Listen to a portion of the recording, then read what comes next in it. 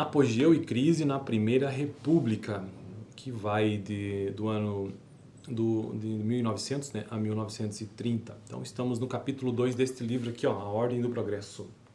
E este é um vídeo que trata sobre história econômica do Brasil, apenas uma introdução. Todos os vídeos desta playlist aqui são apenas introdutórios, né, pelo menos nesses primeiros anos. Então hoje uma breve introdução dos primeiros parágrafos aqui, porque este livro ele é bastante, como que eu posso dizer, este livro aqui ele não é escrito de uma maneira didática, ou melhor, de uma maneira didaticamente eficiente, ou seja, que traz maiores detalhes de seu texto. Não tem, praticamente não tem nota de rodapé ou coisa desse tipo. Então você precisa já ter um pré-conhecimento de história econômica para não ficar tão perdido assim. E o meu conhecimento de economia não é tão grande quanto se exige esse livro aqui. Então eu preciso fazer a leitura parágrafo a parágrafo e dar uma parada para a gente conseguir absorver isso melhor do que o avançar. Sem contar que o texto dele também não é dos mais agradáveis, porque é um texto corrido bastante extenso. Olha só, eu vou tentar mostrar aqui. Ó. É um livro muito importante, tá? Você precisa ler, mas olha só como que é o texto. Não sei se a câmera vai focar.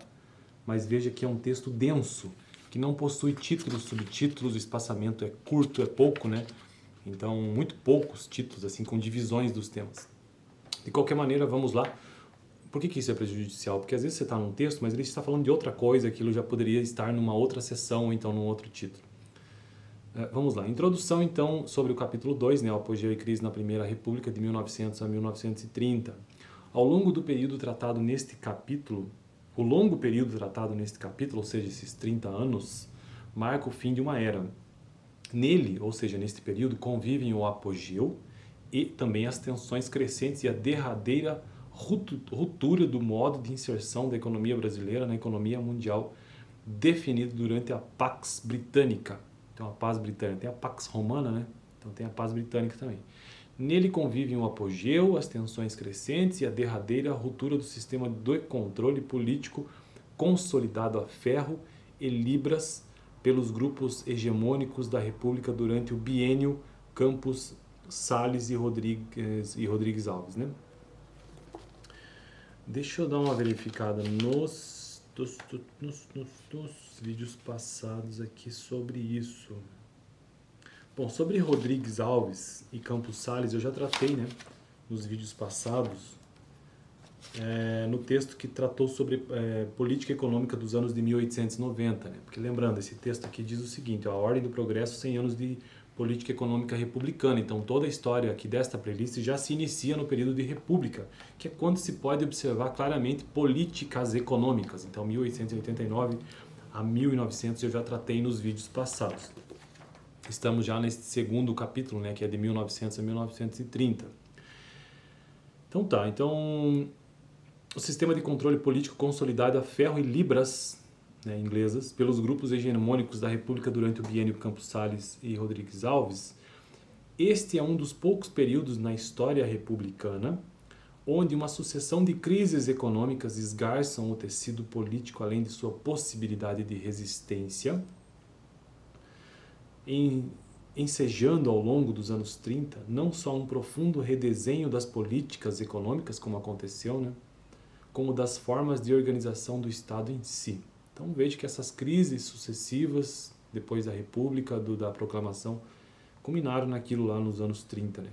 Como se verá adiante, a instabilidade econômica gerada pelos sucessivos choques externos que se iniciam em 1914, então choques externos geraram crises econômicas a partir de 1914 e se estendem pela primeira metade dos anos 20, mina as bases das alianças políticas tradicionais entre os grandes estados e, sob o estímulo adicional das ideologias emergentes na Europa do pós-guerra, ou seja, da Primeira Guerra Mundial, né, 1914-1917, debilita a crença nas vantagens do liberalismo econômico.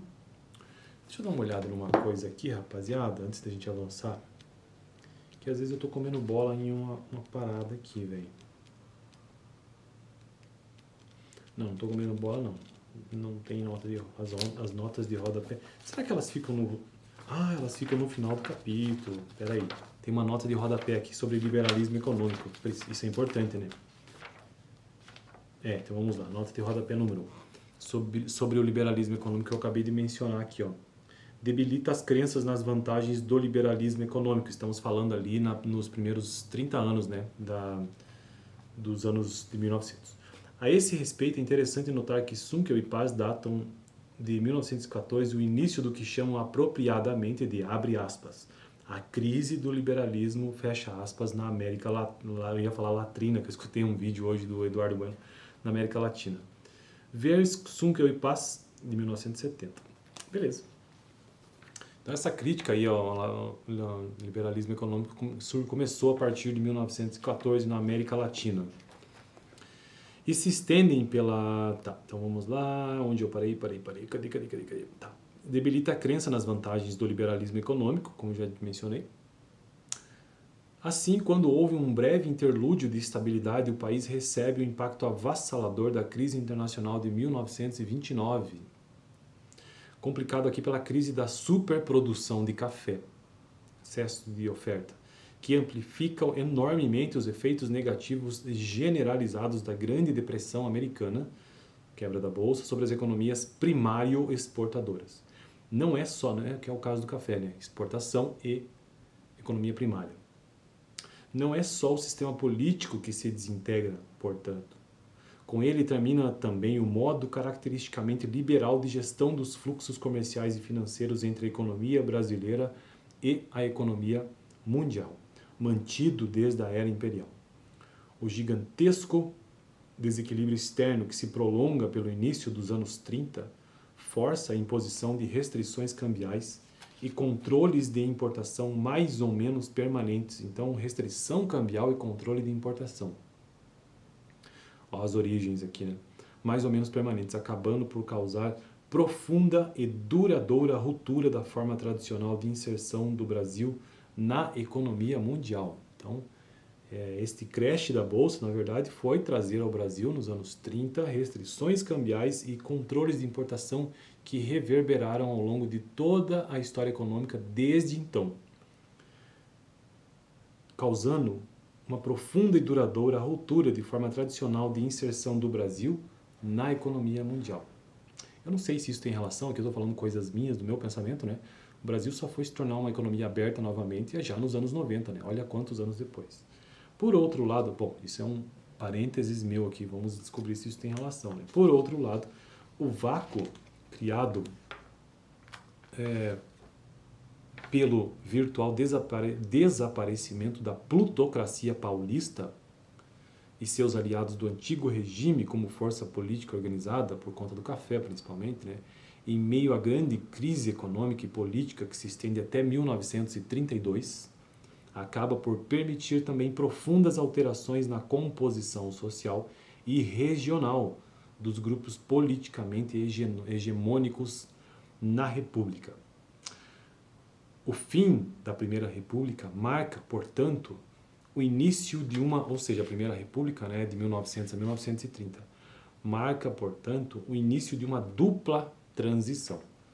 Por um lado, a de uma economia primário exportadora baseada no café, com um regime cambial e comercial relativamente livre, exportação e importação, né, regime cambial também, para uma economia voltada para dentro, fecha aspas, com severos controles sobre as transações externas. Por outro lado, a transição de um sistema político onde a plutocracia paulista tinha papel hegemônico dos políticos paulistas para algo mais difuso em termos de distribuição regional e social da apropriação corporativa dos favores do Estado, ampliados em decorrência do fim do laissez-faire, né, nas transações com o resto do mundo, ou seja, com o livre mercado, né, com o resto do mundo. O Brasil começou a se fechar, né?